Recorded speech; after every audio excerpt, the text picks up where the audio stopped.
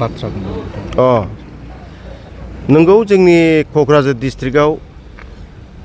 BTC आव जोंना चिराङाव माबायाव दं बाक्सायाव चिराङावमोन नामा बाक्सायाव दङ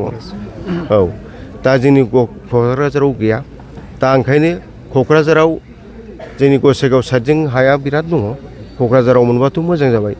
एटलिस्ट 4-5 बिगा हाथ' नांगौ गतिके आं दिनै बेहाय मिटिंनि गेजेरजों बुंदों बेयाव जुदि हाया मोननाय जायाबा आङो गसाइगाव ओनसोलाव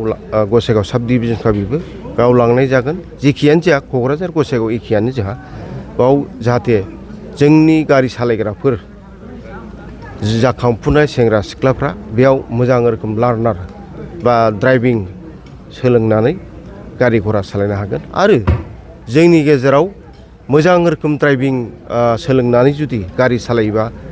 बयबो एक्सिडेन्ट जानाय नङा आरो थैनाया खुब खम जागोन आरोखि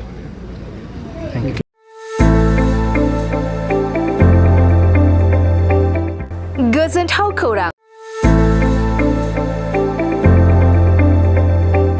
क'क्राझार सहरनि साखाथियाव थानाय तितागुरि मानास पाब्लिक स्कुला लानानै फैदों गोजोनथाव खौरां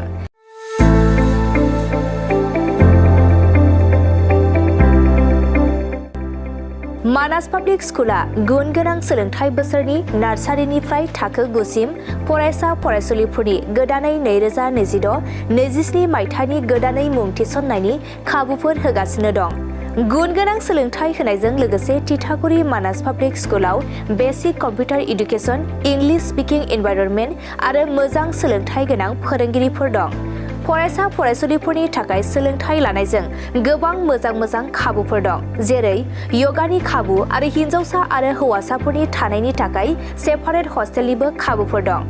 नोंथाङा आबुङै मिथिबावनो थाखाय थोंजोङै नैबे 600083286000489621 आरो